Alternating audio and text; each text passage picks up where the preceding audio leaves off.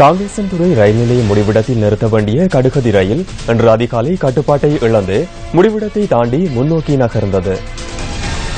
வேக கட்டுப்பாட்டை இழந்தமையே ரயில் தடம் புரண்டமைக்கான காரணம் என தெரிய வந்துள்ளது. கொழும்பிலிருந்து யாழ்ப்பாணத்திற்கான சேவையில் ஈடுபடும் 4442 இலக்க ரயிலே இவ்வாறு தடம் புரண்டுள்ளது.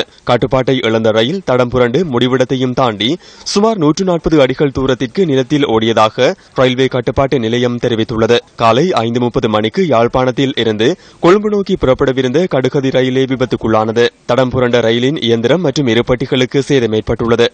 யாழ் ரயில் நிலையத்தில் இருந்து காங்கேசன் துறை ரயில் நிலைய முடிவிடத்தின் ஊடாக திரும்பிக் கொண்டு கொழும்பு நோக்கி புறப்படவிருந்த கடுகதி ரயில் அதிகாலை 5 மணியளவில் கட்டுப்பாட்டை இழந்ததாக அதிகாரிகள் கூறினர்.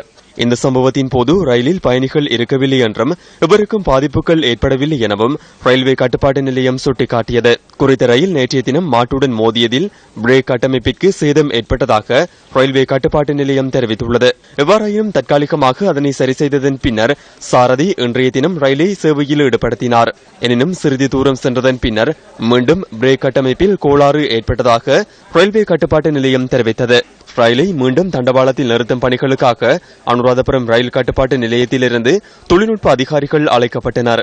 இந்த சம்பவம் தொடர்பில் விசாரணைகள் முன்னெடுக்கப்பட்டு வருவதாக ரயில்வே கட்டுப்பாட்டு நிலையத்தின் பொது முகாமையாளர் BAP ஆரியரத்ன குறிப்பிட்டார்.